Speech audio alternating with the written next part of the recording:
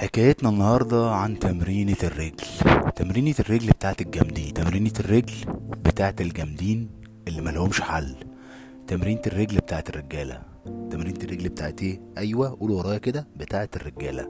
الراجل هو اللي بيروح يعمل تمرينة رجل زي ما قال الكتاب، بيروح يطلع كل المجهود اللي عنده علشان يروح كده مش قادر يمشي على رجليه. انما بقى اللي بيعمل تمرين الصدر بالستين سبعين تمانين كيلو وبالدمبل اللي عمال يجمع ده عادي، ممكن اي حد يعمله. اللي بيعمل تمرين الظهر ياخد التي بار ويحط اوزان الجيم كلها ويلعب، برضه ده عادي ممكن اي حد يعمله. بس يا معلم، مش اي حد والله هيعرف يعمل سكوات زي ما قال الكتاب. مش اي حد خالص هيعرف يعمل ديد ليفت زي ما قال الكتاب.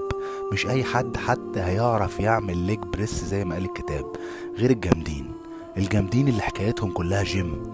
حياتهم انهم رايحين علشان يطلع عينيهم، علشان يطلعوا عضلة مستعصية عليهم. انا واحد من الناس دي على فكرة، كان عندي عضلة رجلي دي هي نقطة ضعفي.